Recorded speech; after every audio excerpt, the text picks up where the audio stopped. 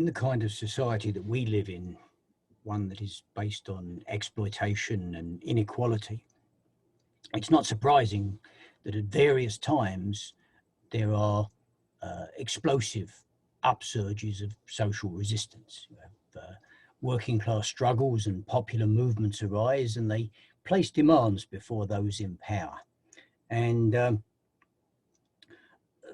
very often, initially, the response will be to try to stop them through the use of state repression. But at the same time, very often those in power make the decision that a tactical retreat is necessary, that some level of concession is going to be needed in order to contain the movements that have risen up.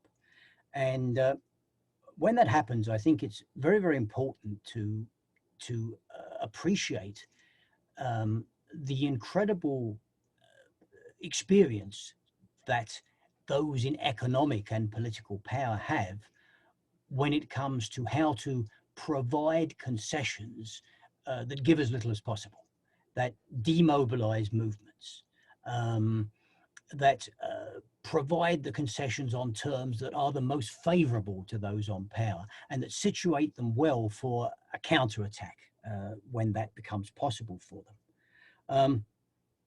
Now, we live in a society, those of us that live in what are sometimes referred to as liberal democracies, we live in a society in which we are told that the rule of law and the will of the people is paramount. And we're told that the institutions of government, the parliaments and the legislative bodies especially, that these constitute the ultimate expressions of democratic will.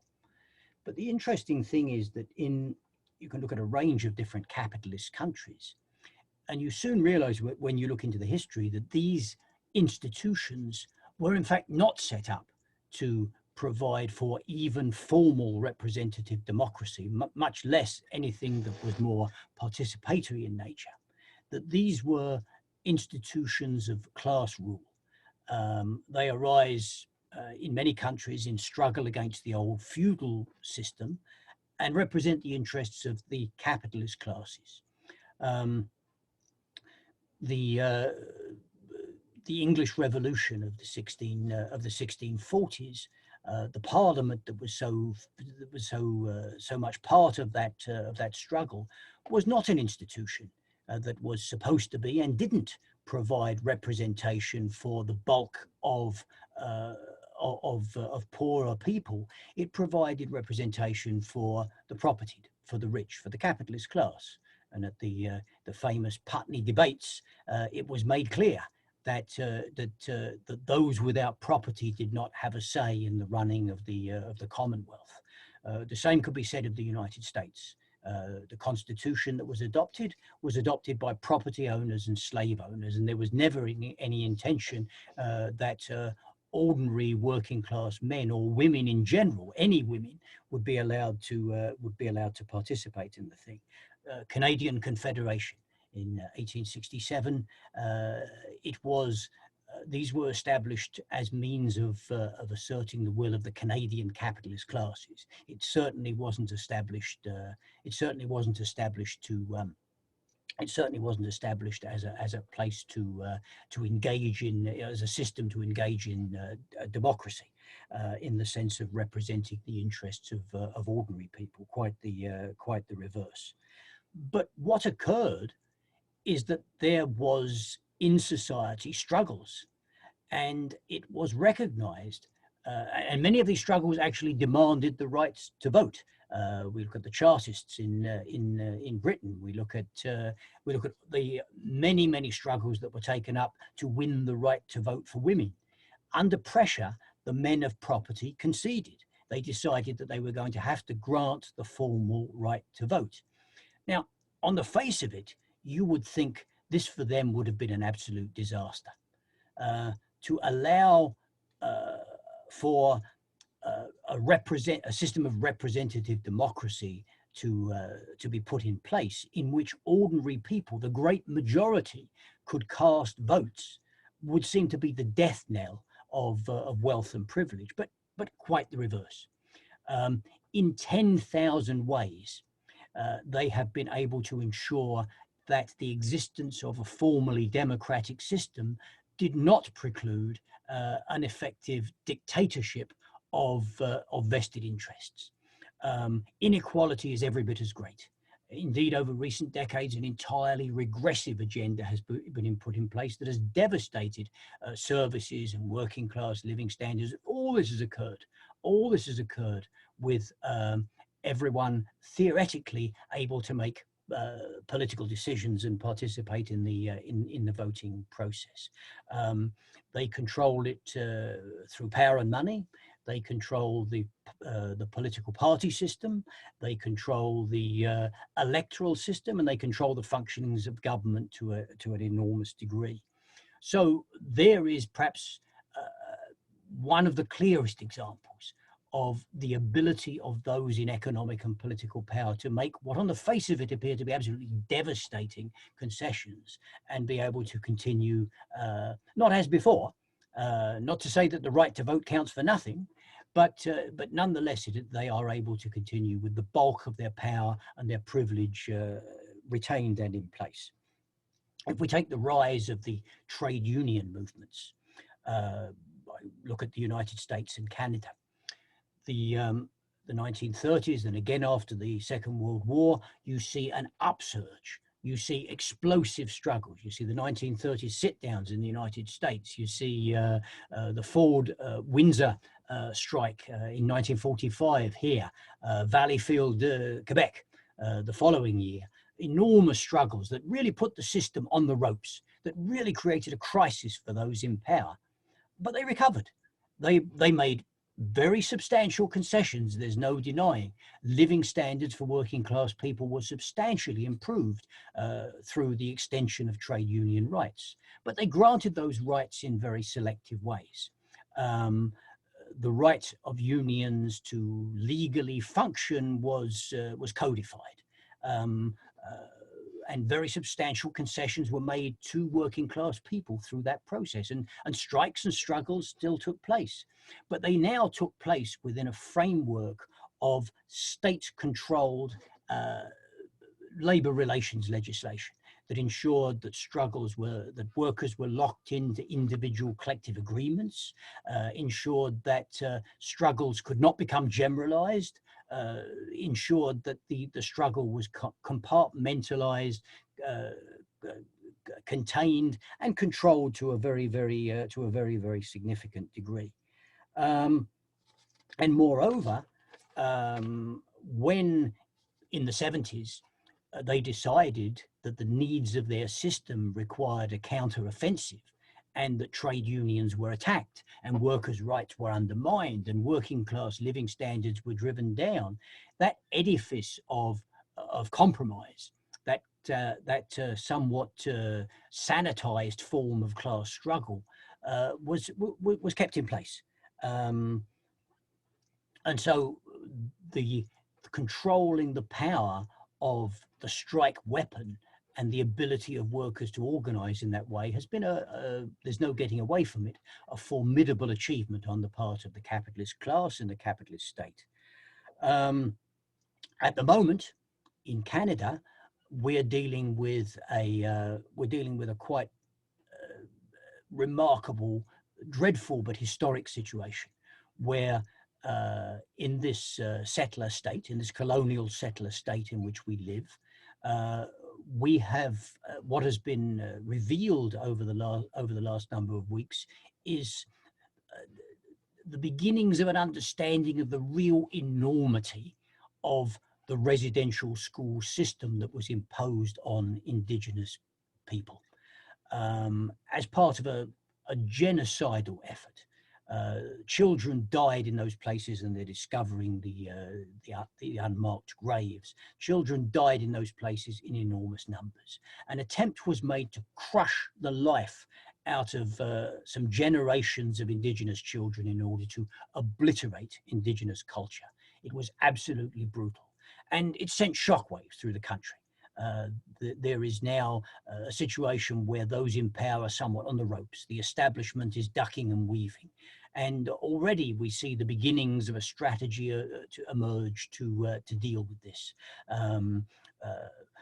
There's going to be very real demands put forward, and it's by no means a decided matter that they're not going to have to make very substantial concessions.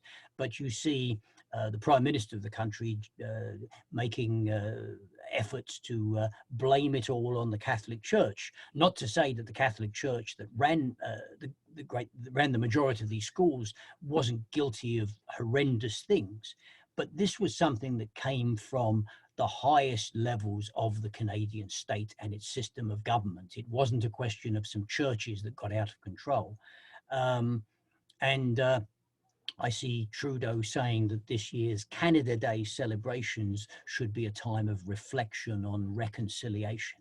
So they're looking to find a way to minimize the damage and control the situation. So the question we have to ask ourselves is, how are they able to do this with such effect? Not that they're invincible, not that they don't have to sometimes make more substantial concessions than they wanted to, and not that there's a guarantee that they're indefinitely going to be able to get away with this. Quite the reverse. But what do they have going for them, and what do they do to maximize their opportunities? Well, first of all, it's clear that in this society, upsurges of resistance tend to be that. They tend to be upsurges. They don't last indefinitely. They last sometimes for weeks, sometimes for months. Sometimes there's an extended period of sporadic struggles. But generally speaking, the class struggle is not maintained at high level indefinitely. So in a situation of social upsurge, they look to grant enough concessions to quell the unrest. They look to give as little as they possibly can. They look, if possible, to make sure that the concessions they give look better on paper than they do in practice. And they look to divert movements of resistance. The trade union example that I just gave is an enormous one.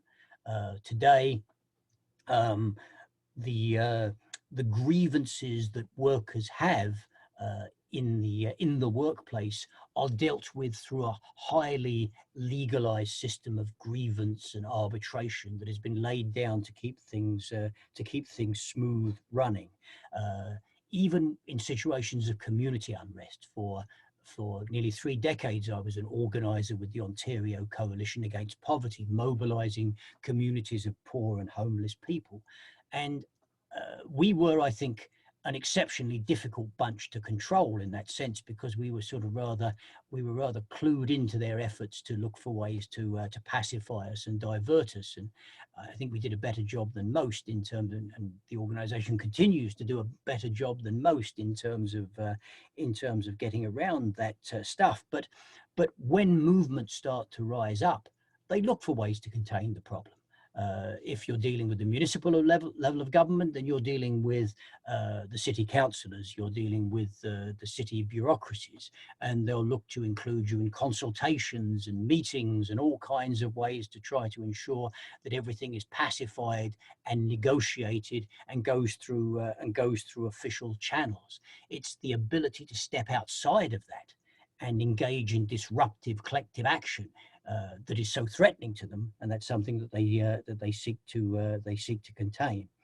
The other thing that I think they seek to do to a great deal in order to control movements of resistance is to split those movements, to make selective concessions, to give rather more to one segment of the population they're confronting than others, and they often look to give privileges to they often look to give concessions to those who are more privileged, and in that way to open up divisions.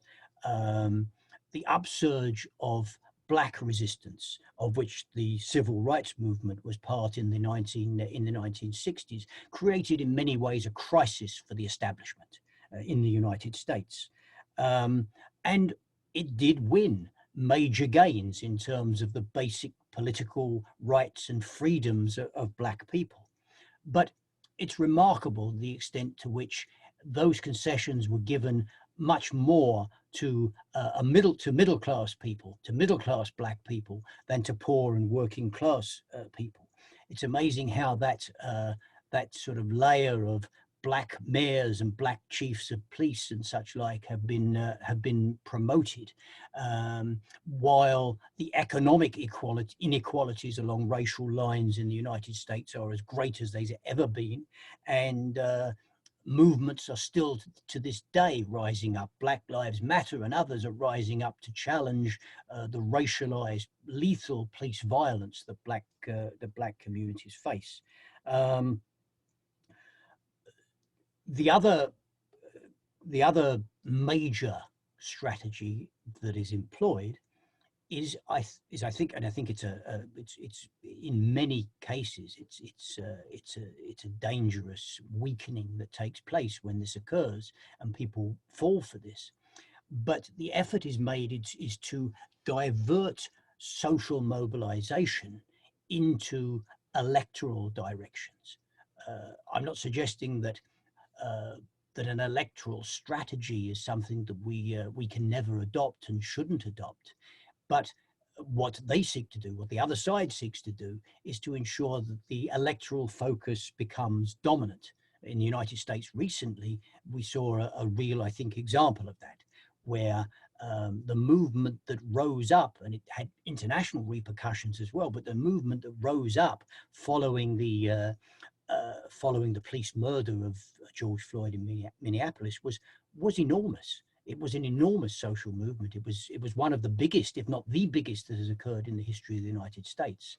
But the Democratic Party in the US is just like the Liberal Party of Canada here, is the absolute expert in finding ways to divert movements, and the diverting into and the placing of false hopes, I believe, on the Biden presidency, and the return to an electoral focus has been enormously important for them.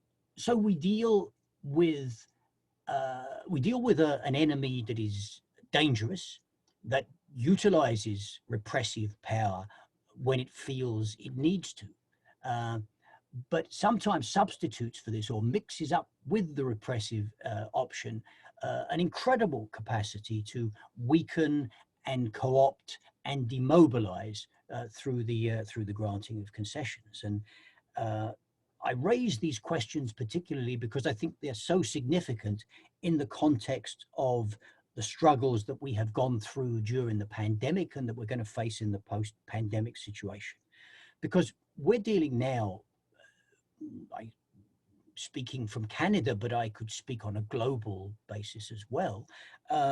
We're dealing with an enormous, multifaceted crisis.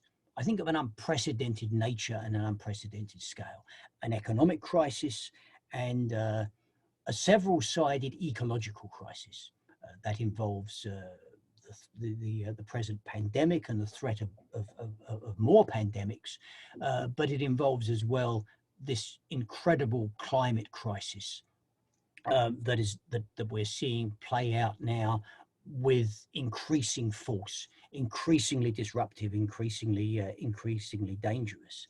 And in this kind of situation of crisis, the question that always arises is who is going to pay for the crisis?